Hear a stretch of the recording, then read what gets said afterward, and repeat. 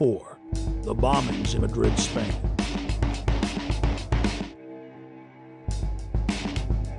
Years after the blast that rocked trains in the city of Madrid, Spain, the government admits that Al-Qaeda had no connection to the attacks. Every one of the supposed bombers had intimate links to the Spanish security services, including the head of their bomb squad. The alleged leader of the bombers, who reportedly gave dynamite to the terrorists, was connected to the Madrid bomb squad. And we see the exact same earmarks, the same MO in the London bombings that we witnessed in Madrid.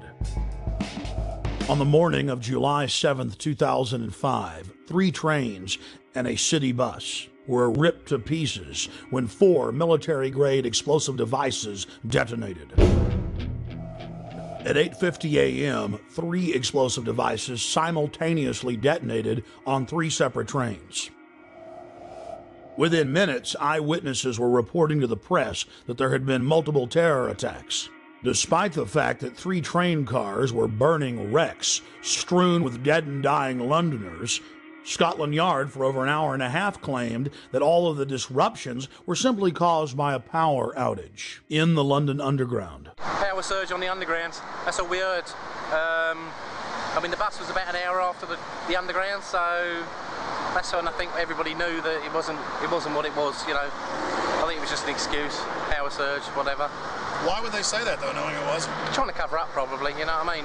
So there wasn't no panic and everybody sort of like just get on with everything, you know, so. Then mysteriously, 50 minutes into the attack, the London Police Department orders the number 30 Hackney to Marble Arch bus to leave its normal route and to park at the corner of Woburn Square and Tavistock Place. At 9:47, a 4th bomb detonates, killing 13 civilians and injuring many others. Note, out of several hundred buses in service that morning, it's the only bus that the police take special control of and direct to Tavistock Square. I've been walking up and down this road, looking at the bus stops for a number 30.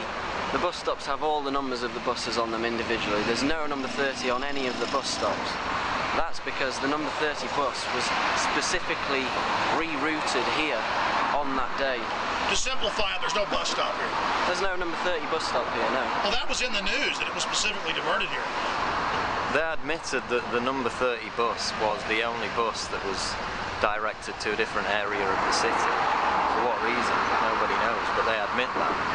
So it's very strange that for no reason it would come down this road when it was bombed. Remember, while all this is happening, the police are on radio and TV telling everyone that it's just a power failure, an outage. Meanwhile, commuters on the bus were listening to other radio reports where eyewitnesses were reporting explosions. The supposed bomber on the bus with the rucksack became panicked and began looking in his rucksack in what witnesses said was a confused and frightened manner. Weeks later, police detectives investigating the case said that all 4 of the bombers on the 3 trains and the bus didn't fit the MO, the modus operandi of bombers. They'd bought 2-way tickets. They'd played games of cricket the night before. They had good jobs and happy families. One of the alleged bombers was caught by surveillance camera arguing with the ticket clerk about the price of his pass. After Scotland Yard detectives had a chance to talk to some of the eyewitnesses from the bus and the trains, they stated clearly on the record that they believed that the bombers did not know that they had explosives in their backpacks. This was only one of many huge developments in the case that only received bare mentions in the back of the newspaper. The July 29th edition of Fox News Channel's Dayside program revealed that the so-called mastermind of the 7/7 bombings, Harun Rashid Aswad, is a British intelligence asset. Former Justice Department prosecutor and FBI terror expert John Loftus exposed the fact that Aswad was being protected by MI6 and was clearly under their control. Aswad is believed to be the mastermind of all the bombings in London. On the 7/7 and 7/21, this is the guy, we think. This is the guy, and what's really embarrassing is that the entire British police are out chasing him, and one wing of the British government, MI6, or the British Secret Service, has been hiding him. And this has been a real source of contention between CIA, Hold on, John. Justice Department, and Britain. MI6 has been hiding him. Are you saying that he has been working for them? Oh, I'm not saying it. This is what the Muslim sheikh said in an interview in a British newspaper back in 2001. So he's a double agent, or what? He's a double agent. So he's working for the Brits to try to give them information about Al-Qaeda, but in reality, he's still an Al-Qaeda operative. Yeah. The CIA and the Israelis all accused MI6 of letting all these terrorists live in London. Now, we knew about this guy Aswat. Back in 1999, he came to America. The Justice Department wanted to indict him in Seattle because him and his buddy were trying to set up a terrorist training school in Oregon. The headquarters of the U.S. Justice Department ordered the Seattle prosecutors not to touch Aswat. Hello. Now, hold on. Why? And that's, well, apparently Aswat was working for British intelligence. Now, there's a split of opinion within U.S. intelligence. Some people say that the British intelligence fibbed to us. They told us that Aswat was dead, and that's why the New York group dropped the case. That's not what most of the Justice Department thinks. They think that it was just, again, covering up for this very publicly affiliated guy with Al Muzarouf. He was a British intelligence plant. Our CIA says, okay, let's arrest him, but the Brits say no again? The Brits say no. Now, at this point, 2 weeks ago, the Brits know that the CIA wants to get a hold of Haroun. So what happens? He takes off again. Goes right to London. He isn't arrested when he lands. He isn't arrested when he leaves. Even though he's on a watch list. He's on the watch list. The only reason he could get away with that was if he was working for British intelligence. He was a wanted man. And then takes off the day before the bombings, as I understand it? Yeah, and goes to Pakistan. The Pakistanis arrest him. They jail him. They jail him. He's released within 24 hours. In London, we spoke with David Shaler, a former MI5 agent who was convicted of breaking the Official Secrets Act and imprisoned for 6 months. With regard to 7/7, there has been a witness report now included in a local British newspaper called the Cambridge Evening News, in which somebody who was on one of the tube trains says that he didn't see a man with a rucksack. In fact, after the explosion, what he saw was metal pointing upward from the bottom of the carriage. That would indicate, of course, that the bomb was not carried onto the tube train, but was in fact attached underneath it. Now again, nobody in the British national press is following that up. Now I hope investigators and the police are.